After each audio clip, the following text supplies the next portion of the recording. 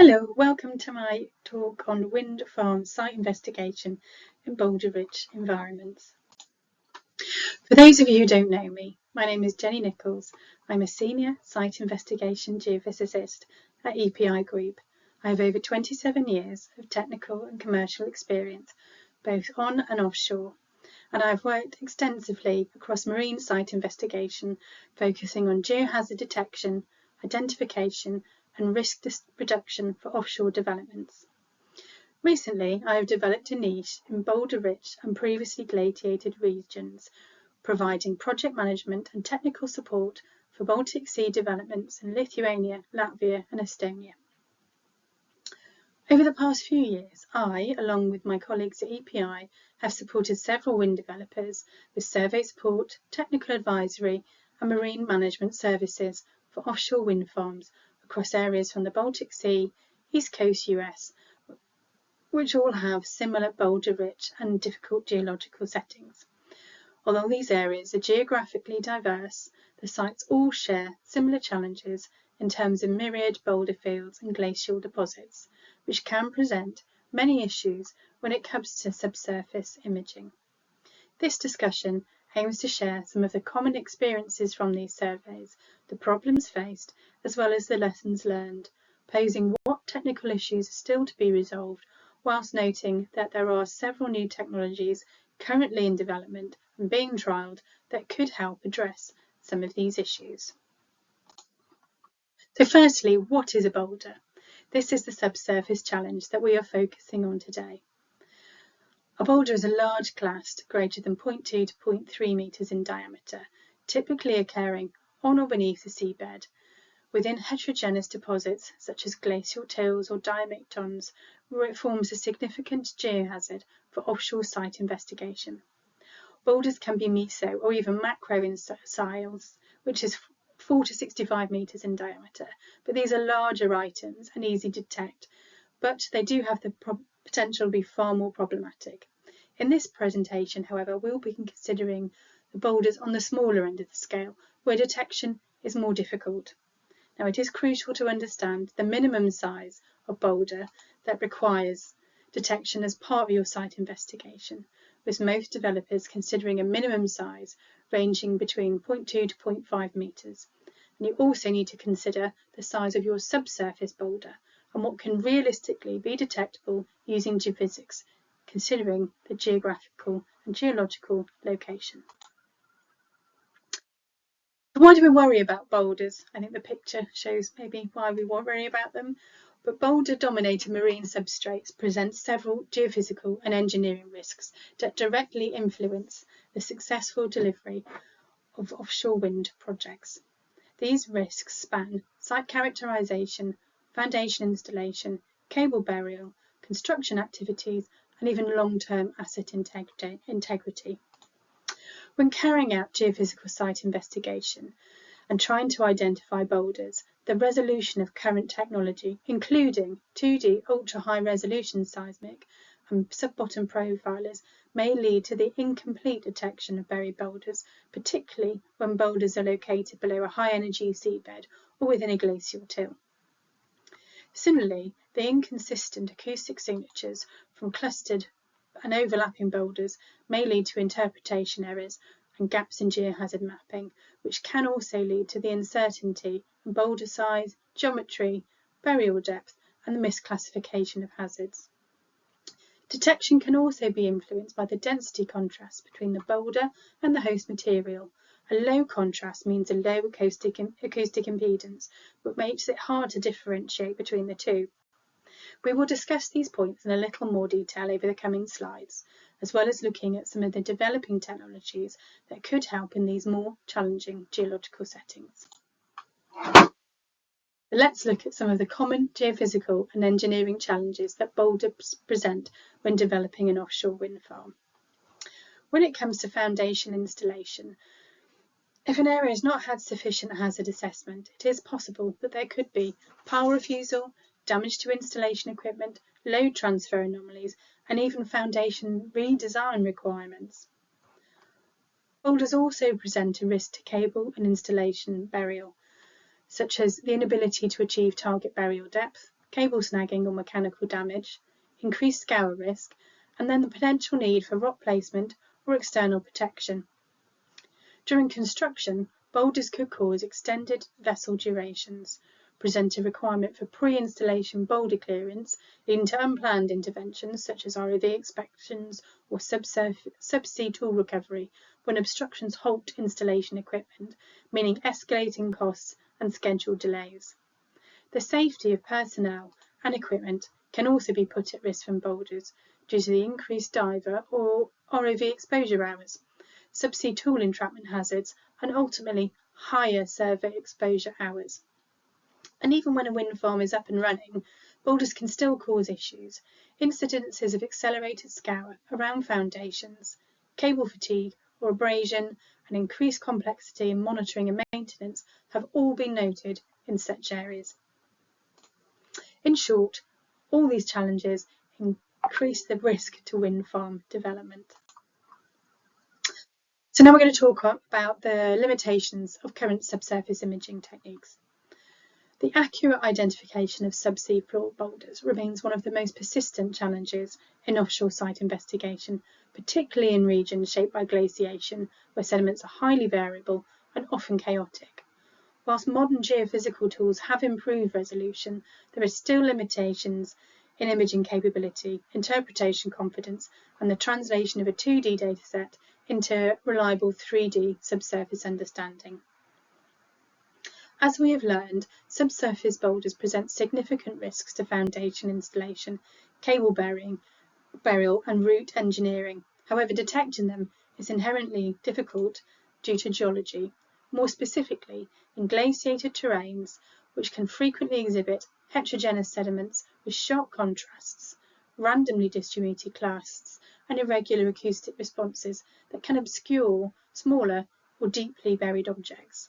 This complexity introduces uncertainty in interpretation as to whether an acoustic anomaly is a boulder, a sedimentary lens, or even a natural reflector. For subsurface imaging, we can look initially at sub-bottom profilers such as chirp, sparker, and boomer systems, which are commonly used in survey. However, they have limitations when it comes to resolution versus penetration. Higher frequencies improve resolution, but reduce penetration, and conversely, lower frequencies improve penetration, but cannot image smaller or deeper discrete objects. This makes it difficult to identify isolated boulders more than a few metres below the seabed. Sub-bottom systems can also be susceptible to shadowing, masking, where high acoustic impedance contrasts between sediments and boulders produce acoustic blanking, shadow zones, and multiples, and these artifacts can all reduce confidence in interpretation. Now this image here shows a sub-bottom profiler data example with a heterogeneous sediment outcropping at the seabed. Hopefully you can see that shape coming up. And we can see the difference in a sediment that exhibits clear bedding, you can see on the other side, with a little discernible internal structure. And it's also really important to remember that diffractions are not definitive when it comes to boulder detection. Diffractions are often used as indicators of discrete objects, but they don't always correlate with a boulder. They may be caused by a hard sediment lens, rough layer boundaries, man-made debris, and even small structural variations, and therefore you can't solely rely on diffraction patterns to detect boulders.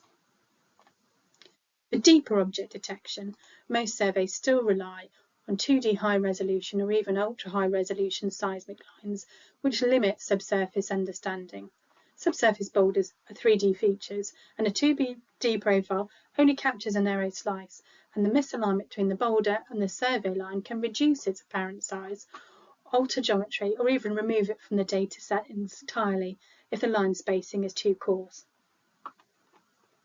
This leads to gaps in interpretation and increases uncertainty when mapping boulder fields. When planning a survey, access to legacy data, regional geological maps, and other historical and local information can significantly reduce survey effort by highlighting possible boulder fields and previously identified hazards. Pre-survey intelligence can inform the appropriate selection of equipment, line spacing, and survey priorities. An effective mitigation strategy can include multi-sensor integration, combining several survey sensors, which reduces ambiguity and provides cross-validation between datasets. Integrating an adaptive survey strategy via the use of tight line spacing, appropriate seismic sources, and overlapping datasets improves the likelihood of detecting buried hazards. Using early reconnaissance data can then give you highlighted focus areas for later detailed investigation, ensuring resources are concentrated where your boulder risk is greatest. We must remember, however, that no geophysical system is perfect, and calculating resolution is not a simple task when we talk about boulder detection, especially if you are just looking at diffractions. Designing a survey needs to begin with a very clear understanding of what size of boulder is actually going to be an issue for your pile installation, otherwise you could completely over or underspec it, and we ideally need to see some case studies in differing environments with different systems to enable the most suitable survey system to be selected. Now we're going to look at bridging the gap between specification and reality, because while survey specifications often look precise on paper, achieving the desired data quality offshore is far more complex. The performance of geophysical equipment is strongly influenced by environmental conditions, operational constraints, commercial drivers, and local challenges that are not always evident in the contract documents. So understanding the gap between your specification and the reality is essential for producing a reliable dataset and reducing your project risk. Now we must remember that we are ultimately interested in geology. Geophysics can only tell us so much, and technical specifications for a site need to reflect this. Technical specifications should be aligned with engineering requirements, whilst taking into account any particular regional environmental sensitivity. Over-specification can inflate costs, while under-specification can introduce significant project risks. To ensure that data acquisition remains aligned with engineering, environmental and regulatory expectations, strong employer governance is essential. This includes embedding experienced consultancy oversight and competent client representation within the survey team to monitor progress, assess real-time data quality, and provide independent technical guidance. Clear, enforceable quality criteria, transparent reporting structures, and contractual flexibility to accommodate geohazard or weather-driven delays are critical to maintaining the required standard of data. Effective oversight ensures that operational decisions are informed by project need rather than commercial incentive. Early scrutiny helps ensure the proposed plan aligns with known geological complexities and survey deliverables and seasonal metocean conditions. Surveys in geologically complex sites are most effectively supported by contractor teams with demonstrated experience in acquiring and processing high-quality data in just such areas.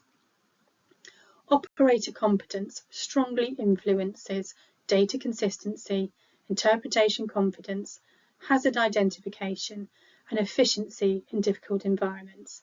This experience should be verified rather than assumed.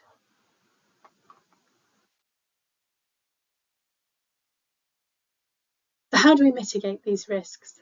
The accurate detection of buried boulders remains one of the most persistent challenges in offshore wind site investigation, and whilst conventional shallow survey systems provide the foundation of site investigation, limitations in resolution, penetration, and 2D imaging mean that small to moderate boulders continue to escape detection. The following section outlines the most relevant emerging technologies that directly target subsea floor hazards, their practical value, and their current limitations, and we can split these into several categories. For deeper subsea floor boulders, systems such as 3D ultra-high resolution seismic spreads and some proprietary deep boulder imaging systems can improve spatial certainty for foundation and cable corridor microsighting. However, survey costs and weather tolerances need to be balanced with careful survey design, processing, and interpreter oversight.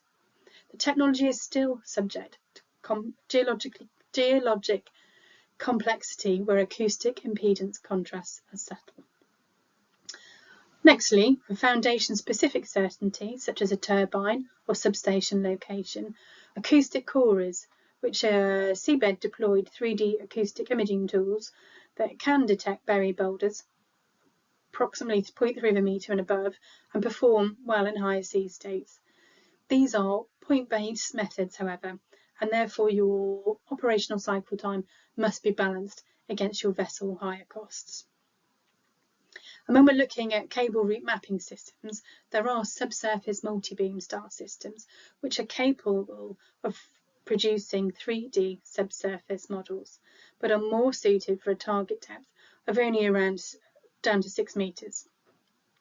And then we come across to our large area automated detection, which can be sort of AI-assisted UHR and AI-enhanced side scan and seismic fusion interpretation tools, which can identify boulders in data volumes.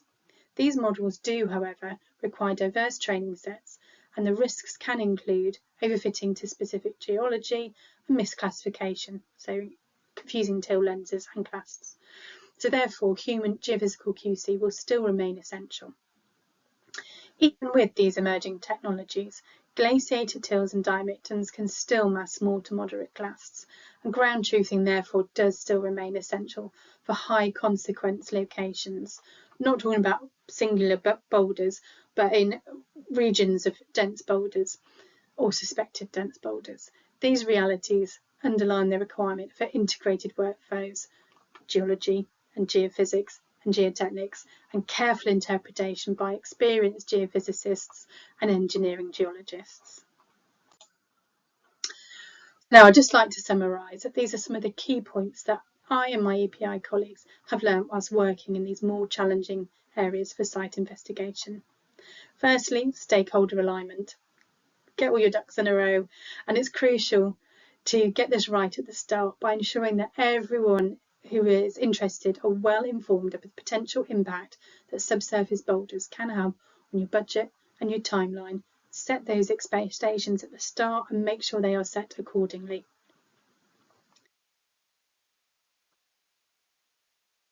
Tailor your technical specifications. They should be bespoke to the project. A generic one-size-fits-all approach increases the risk of not sufficiently detecting boulders. Contractor alignment should be set early so that specifications are achievable and then enforced and monitored throughout your project. Know the limits of the technology that you're going to be using and inform your project stakeholders of these and any difficulties that they will have delineating subsurface boulders accurately in these different geological settings. Robust site investigation. A well-defined, designed and thorough site investigation which references any existing historical data is going to give you the best chance to detect and define potential areas of subsurface boulders, helping to mitigate the potential risk to construction activities. Newer technologies may offer enhanced imaging potential, but often with an increased cost, and ultimately this is going to come down to developers' financial risk management. Next, experience. This is king. From early stage development through to operations, support from a well-rounded team with demonstrated experience is highly advantageous when dealing with these boulder-rich environments. And lastly, budget and scheduling. Our previous experience with managing these kind of projects has shown that budgeting and scheduling is often vastly underestimated. Contractor timelines need to be independently verified and then an adequate budget contingency then allocated. Stakeholders also need to be made aware that data processing and then the interpretation of these wind farm sites can be really lengthy because the data set volumes are huge.